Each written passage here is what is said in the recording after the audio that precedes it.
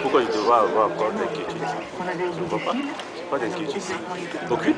Vous avez un mot à adresser à ceux qui sont pour faire la grève? Non, bon.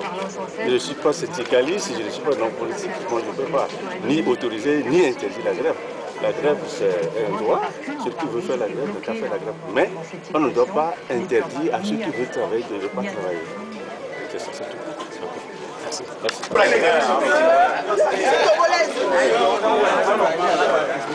Qu'est-ce qui s'est passé? Quelle est la situation?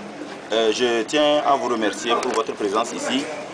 Tout d'abord, nous tenons à vous informer que la grève, elle marche déjà à 100%.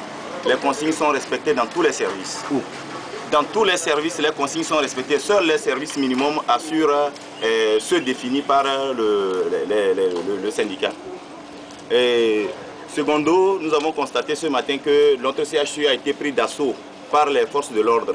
Les bérets noirs, les policiers, les gendarmes sont arrivés le matin très tôt à 5h30 pour prendre d'assaut le CHU. Chose que nous avons déplorée et nous continuons pas à le déplorer. Beaucoup de leurs supérieurs sont arrivés. Nous avons eu des séances, nous avons eu à discuter avec eux. Et ils ont fini par comprendre que leur présence au niveau du CHU devait compliquer la situation. Parce que nous avons été clairs. S'ils vont venir nous remplacer au CHU, alors nous allons enlever nos blouses pour leur donner, ils vont enlever les billets pour porter. Et que ce que nous réclamons vont aussi dans leurs intérêts, parce que la grille au ministère de la fonction publique, elle s'adresse aussi aux forces de l'ordre, elle s'adresse aussi aux policiers. Ce n'est pas une lutte pour les agents de santé, c'est une lutte pour tout le peuple togolais. C'est pour tout le peuple togolais, c'est pour tous les fonctionnaires de la population, tous les fonctionnaires du Togo. Et par conséquent, lorsqu'on parle des fonctionnaires du Togo, ça va réjaillir sur les autres acteurs, les autres secteurs informels.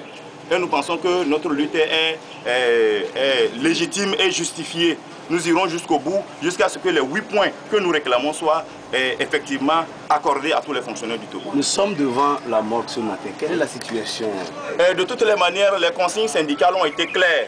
La morgue est fermée pour les 48 heures de grève que nous avons.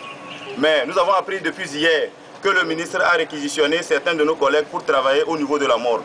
Chose qui est démocratique. En cas de grève, les services vitaux peuvent être réquisitionnés. Mais c'est à nous de définir le service minimum. Ce n'est pas au ministre ou au ministère de l'enseignement, au ministère de la sécurité sociale, de la sécurité et de la protection sociale, au ministère de l'intérieur et de la sécurité qui vont nous définir ici le service minimum. Le service minimum sera défini ici. Et voilà ce service minimum. Il n'y aura pas d'entrée, il n'y aura pas de sortie à la morgue. Il n'y aura seulement que les cas de XY qui seront admis à notre morgue. C'est-à-dire ceux qui seront ramassés dans la rue comme morts par les agents de sapeurs-pompiers pourront venir être accueillis ici. Ceux qui vont mourir à l'hôpital ou ceux qui vont mourir à domicile seront enterrés immédiatement.